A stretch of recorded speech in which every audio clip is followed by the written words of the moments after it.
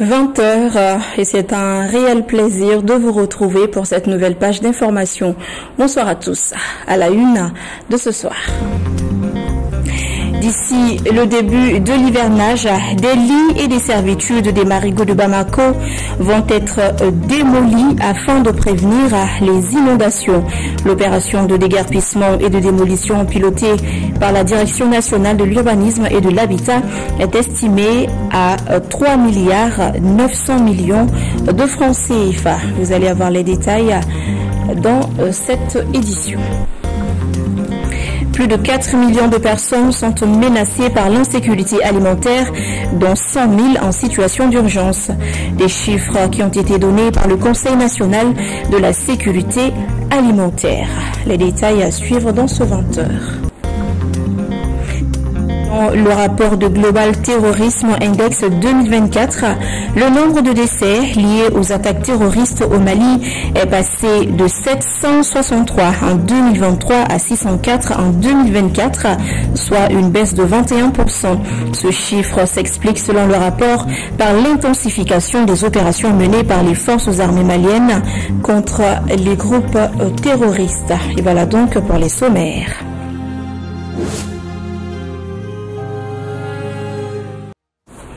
Bienvenue si vous nous rejoignez. Le président du Conseil national de transition, le général Malick Diaw, a reçu en audience ce jeudi la délégation du comité interparlementaire de l'UEMOA, conduite par son président Fonoma Cheikh Ahmed Koulibaly. La délégation est venue prendre conseil auprès du président du Conseil national de transition pour la bonne tenue de la session ordinaire du CIP UEMOA qui se tient actuellement au Mali. Je vous propose ici de suivre le président Fonona Cheikh Ahmed Koulibaly à sa sortie d'audience au micro de notre reporter Zakaria Omar Keïta. Quand nous arrivons dans un pays, on se donne quand même les moyens de rendre visite aux autorités de ce pays. Cela, c'est dans le cadre, bien sûr, de la diplomatie parlementaire qui permet, d'une manière ou d'une autre, de rapprocher les différents parlements et d'échanger sur des questions qui concernent l'ensemble des pays de l'UEMOA. Et je pense qu'à ce niveau, nous avons eu vraiment des échanges très très constructifs avec le président du CNT sur la marche de notre union, sur comment faire en sorte que l'union au niveau de l'UEMOA, que tout se passe bien entre les différents États de l'UEMOA. Donc on a eu vraiment un débat très constructif, ça se passait dans un esprit de convivialité et de fraternité. Nous avons aussi profité pour dire merci au président du CNT pour les dispositions qui ont été prises pour rendre agréable le séjour de tous les députés de l'espace UEMOA ici à Bamako.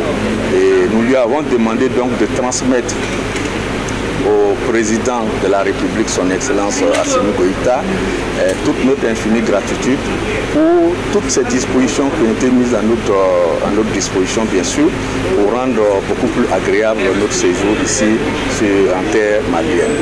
Voici en quelques mots l'objet de notre visite ce matin au président du CNT. Je vous l'annonçais tout à l'heure dans les titres, la 21e session du Conseil national de la sécurité alimentaire s'est tenue ce jeudi sous la présidence du Premier ministre de la Transition. La rencontre qui a enregistré la présence de tous les gouverneurs a permis de valider le bilan des activités de l'année 2024 et d'adopter le plan 2025 de la sécurité alimentaire. Le nouveau plan prévoit des mesures afin de faire face à la situation d'insécurité alimentaire qui menace plus de 4 millions de personnes dans notre pays. Maliki Diallo. Il ressort de cette session que la campagne céréalière 2024 a été satisfaisante avec plus de 11 millions de tonnes de récoltes. Malgré cette performance, 1 470 000 personnes se trouvent en situation de crise alimentaire, soit 6,25% de la population, parmi lesquelles 100 941 personnes en situation d'urgence. Le gouvernement annonce des mesures pour secourir ces populations en situation d'insécurité alimentaire. Pour faire face à cette situation, l'État assistera les populations ciblées à travers l'assistance alimentaire, des distributions ponctuelles, des ventes à prix subventionnés, Et enfin, la mise en place des facilités alimentaires. L'intervention de l'État auprès des populations vulnérables sera complétée par des apports des partenaires et amis du Mali. Mesdames et messieurs, pour assurer une gestion efficace de cette situation humanitaire, il est essentiel que toutes les interventions des différents acteurs soient coordonnées par le commissariat à la sécurité alimentaire afin d'en optimiser l'impact.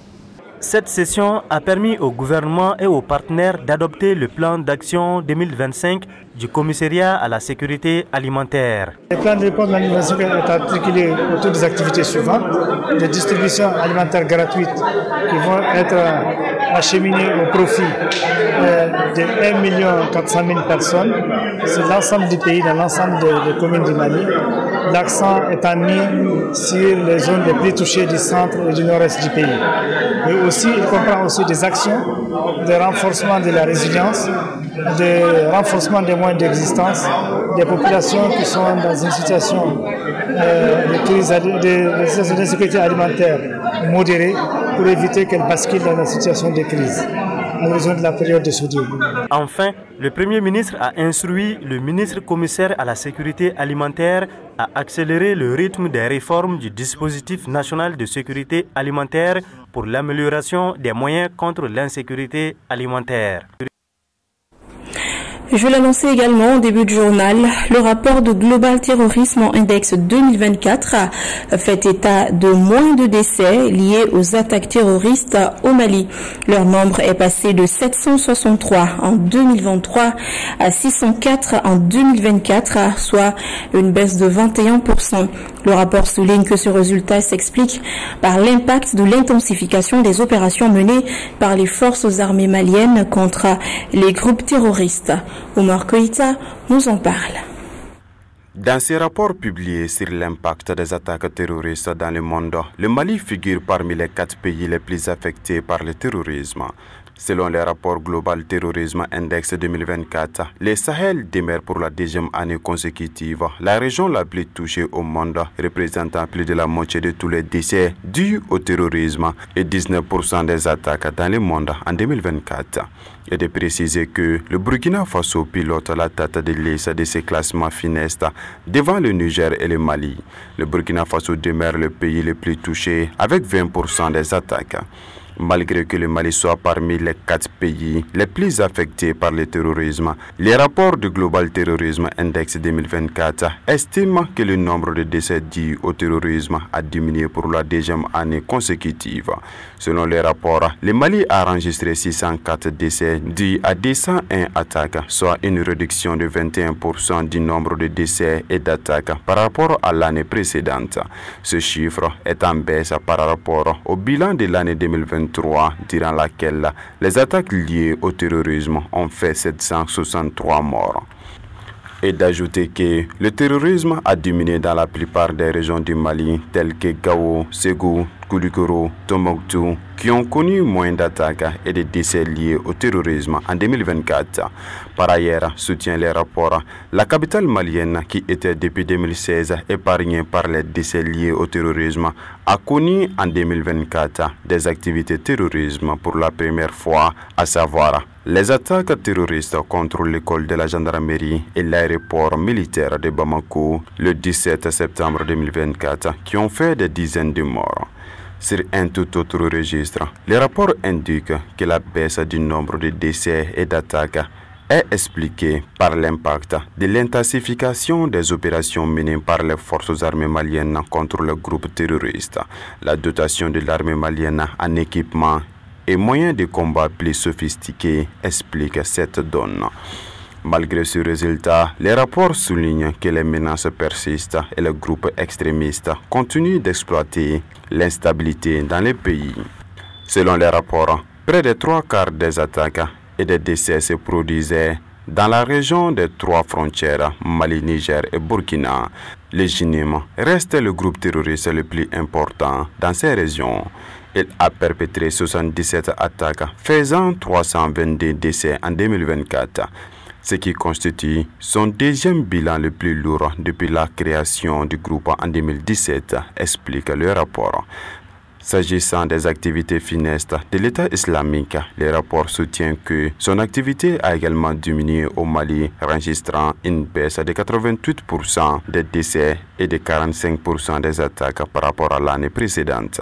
Par ailleurs, le document de Global Terrorism Index 2024 constate 58% du total des attaques au Mali et 45% du total des décès ont été attribués à des groupes djihadistes indéterminés qui sont probablement des attaques non revendiquées par les djinnim et les militants de l'État islamique. Et oui, les menaces persistent car la situation sécuritaire dans le cercle de Massina, dans l'interfleuve, reste préoccupante. Et pour preuve, plusieurs villages sont toujours coupés de tout accès dans les localités de Saro et de Massina. En effet, selon des sources locales, les groupes armés continuent d'intimider la population de plusieurs villages et hameaux sans résistance jusque dans leur domicile. Elle rapporte également que le mercredi 12 mars 2025, aux environs de midi, des hommes armés ont attaqué des habitants du village de Souley alors qu'ils quittaient leur champ. L'incident n'a pas fait de victimes, mais démontre à suffisance l'insécurité grandissante dans l'interfleuve, notamment dans les communes de Saro, de Kolongo, de Boki, de Wéré, de Kokiri et de Monempebougou. Et ce, malgré les interventions sporadiques des forces de l'ordre. Actualité sur un tout autre plan. Dans le cadre de la prévention des inondations à Bamako, le ministère de l'Urbanisme, de l'Habitat, des Domaines et de l'Aménagement du territoire, à travers sa direction nationale de l'urbanisme et de l'habitat, devra lancer très bientôt une opération de déguerpissement et de démolition des lits et des servitudes de 11 marigots situés sur la rive droite et la rive gauche de la capitale. Estimé à un coût de 3,9 milliards de francs CFA, cette opération de démolition vise à éviter les inondations qui, depuis plusieurs années, faudra-t-il le rappeler, causent des pertes humaines et des dégâts matériels considérables. Amadou Diarra, Zakaria Omar Keïta, reportage. Les occupations illégales des domaines publics et privés de l'État sont devenues un phénomène préoccupant dans notre pays. Elles touchent notamment les emprises ferroviaires et les servitudes des cours d'eau, principalement à Bamako et dans ses environs. Ces occupations sont l'une des causes majeures des inondations, surtout pendant la saison des pluies. Face à cette situation, le gouvernement a décidé d'intervenir en procédant au déguerpissement et à la démolition des installations illégales situées le long de certaines servitudes, et ce avant le début de l'hivernage. Le chronogramme qui est donné, c'est de pouvoir faire ces activités avant le début de l'hivernage. Parce qu'il ne faut pas attendre l'hivernage pour encore qu'on puisse voir encore d'autres sinistres. Et déjà les activités ont commencé. Les constructions qui sont dans le lit des marigots, les constructions également qui sont dans les servitudes. Il faut comprendre par servitude des collecteurs une marge de sécurité qui est laissée. Quand on parle de collecteur, les-mêmes, il faut toujours avoir 10 mètres de part et d'autre de ce collecteur qui ne doit pas être occupé.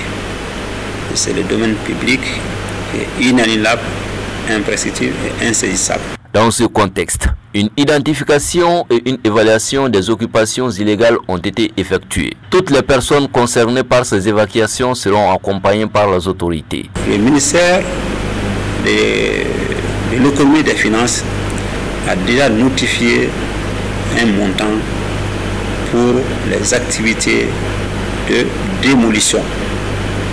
La démolition et la mesure d'accompagnement pour les 3 mois de location pour ceux qui seront concernés par cette libération.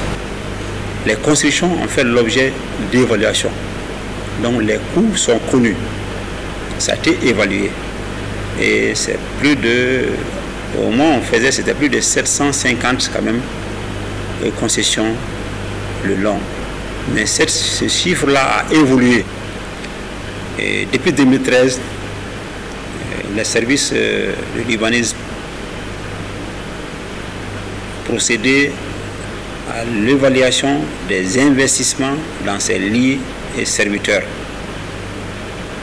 tous les collecteurs du district de Bamako. Et cette évaluation a été actualisée quelques années plus tard. Et en 2024 également, ça a été actualisé. Mais ce qui est sûr, nous, à l'heure où on parle, c'est sûr qu'il y a des occupations qui continuent. Donc, les plus hautes autorités, la transition, juger nécessaire que ces collecteurs soient libérés pour qu'ils puissent sortir de ce cycle d'inondation que nous vivons chaque année avec des catastrophes. Et le ministre de Libanais de l'Habitat, des domaines de l'aménagement du territoire, a mis une commission en place suivant une décision. Et cette commission est constituée de tous les acteurs qui doivent intervenir dans la gestion de cette libération. Pour mener à bien cette initiative de décarpissement et de démolition, le gouvernement a budgétisé une somme de 3,9 milliards de francs CFA. Le montant prévisionnel pour le plan d'action, c'est ce qui s'élève à 3,9 milliards. Dans ces 3,9 milliards, il est dit, il y a le coût pour la démolition et les mesures d'accompagnement et toutes les activités qui doivent être menées pour pouvoir mener à bien cette mission qui nous a été confiée. Et après, il y a également des contrôles post-démolition pour qu'on ne puisse pas encore occuper. Enfin, cette opération permettra d'assurer la sécurité des populations en réduisant le risque d'inondation. Le gouvernement compte sur la compréhension et la coopération des citoyens pour garantir le succès de cette opération, bénéfique pour la préservation du bien-être de tous. En marge de la célébration du 8 mars et dans le cadre de la célébration du 30e anniversaire de la déclaration de Beijing, ONEP Mali, en collaboration avec la Coalition nationale des femmes du Mali, a organisé ce jeudi au CNDIF un espace d'échange réunissant les femmes et les jeunes filles de divers horizons. Cette rencontre, qui s'inscrit dans le cadre du programme Just Future de ONEP Mali, a pour objectif de promouvoir l'inclusion des femmes et des filles, et en particulier les groupes vulnérables et marginalisés dans la gouvernance sécuritaire et dans la consolidation de la paix. Bakary MCDB, compte rendu. Les 30 ans de la déclaration et du programme d'action de Beijing marquent un tournant historique dans la promotion des droits des femmes. Malgré les avancées, de nombreux défis demeurent, notamment dans le domaine de la gouvernance sécuritaire, où les femmes restent marginalisées et elles sont souvent les premières victimes des conflits et de l'insécurité. Ainsi, à travers cet espace d'échange, il s'agit de pousser la réflexion et l'action pour que les engagements internationaux aient des impacts réels sur la gouvernance sécuritaire et l'autonomisation des femmes au Mali. Cette journée consacrée à l'autonomisation et à l'égalité des femmes et des filles revêt une grande importance, d'autant plus qu'elle s'inscrit dans le cadre du 30e anniversaire de la déclaration du programme d'action Beijing. Le thème de cette année, pour toutes les femmes et les filles, droit, égalité et autonomisation, était un appel à l'action, un cri de ralliement incitant à une réflexion et à des mesures concrètes dans 3 domaines clés. Faire avancer les droits des femmes et des filles, promouvoir l'égalité des sexes, favoriser l'autonomisation. Les débats ont porté sur les enjeux spécifiques des femmes vivant avec un handicap dans le domaine de la sécurité et de la gouvernance. Quoi de plus normal que d'analyser l'impact des engagements internationaux dans la déclaration de Beijing sur la gouvernance sécuritaire et l'autonomisation des femmes au Mali, de renforcer le plaidoyer en faveur de la prise en compte des besoins des femmes et des jeunes dans la sécurité en intégrant une perspective inclusive et intergénérationnelle. Assurer que les groupes vulnérables et marginalisés, notamment les femmes vivant avec un handicap, soient pleinement impliqués dans les décisions de sécurité et de paix. La représentante du ministère de la promotion de la femme, de l'enfant et de la famille a salué cette initiative de ONEP Mali et la Coalition nationale des femmes, soutenue financièrement par le Royaume des Pays-Bas. À l'échelle mondiale, plus de 600 millions de femmes et de filles vivent aujourd'hui sous la menace des conflits armés, soit une augmentation de 50% en une décennie selon ONU Femmes. Face à ces défis, notre engagement collectif doit être renforcé. C'est pourquoi le thème de la célébration nationale cette année, accélérer le rythme de l'autonomisation des femmes et des filles, gage d'un développement humain durable, est particulièrement pertinent. On prit part à cette rencontre d'échange des leaders d'opinion, des acteurs institutionnels et des représentants des groupes marginalisés. Elle a permis aux participants de formuler des recommandations pour intégrer les groupes cibles dans les politiques de sécurité au Mali. Un atelier de renforcement des capacités des organisations de jeunes femmes et de personnes à vulnérabilité spécifique sur la transformation des conflits, la sécurité humaine et les mécanismes de gestion de conflits s'est tenu à Bamako du 11 au 13 mars 2025. Organisé par l'Association des jeunes pour la citoyenneté active et la démocratie AJICAD, dans le cadre des actions de son programme Just Future, l'objectif de cet atelier était d'outiller les acteurs de la société civile à être des acteurs d'atténuation des crises et de promotion de la paix. Emma Fifa Menounawo, Zakaria Omar Keita, compte rendu.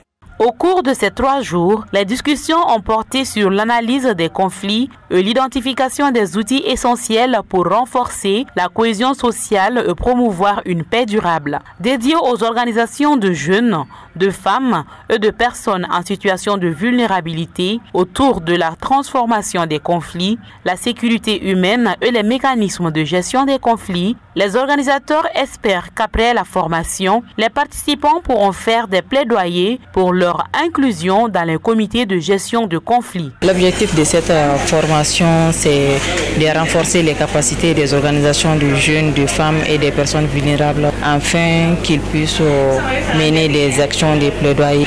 Après la formation, nous attendons les participants maintenant qu'ils soient assez actifs, qu'ils puissent porter des actions de plaidoyer pour une sécurité plus inclusive et puis aussi une justice plus accessible à tous les niveaux. Ces 3 jours de formation ont été marqués par des échanges enrichissants sur la compréhension de la transformation des conflits, de la sécurité humaine et les mécanismes de gestion des conflits. Environ 30 personnes ont pris part à cette formation. Je vais déjà organiser peut-être un after-work avec les autres blogueurs pour restituer ce que nous avons appris ici. Étant présent sur les réseaux sociaux, quand on apprend ces techniques-là, ça peut nous aider à mener un certain nombre de campagnes de manière positive et avoir des résultats concrets. Cet atelier de renforcement des capacités des organisations de jeunes, de femmes et de personnes à vulnérabilité spécifique sur la transformation des conflits, la sécurité humaine et les mécanismes de gestion de conflits a débuté le 11 mars pour prendre fin hier jeudi 13 mars 2025 par une remise d'attestation aux participants. Une personne à qui la souffrance est épargnée doit se sentir appelée à soulager celle des autres. Cette édition est terminée. Merci à tous ceux qui ont contribué à sa réalisation. Grand merci à vous également de l'avoir suivi. Merci de votre fidélité que je vous demande de réitérer tous les jours de la semaine pour nous suivre. Bonsoir et à très bientôt.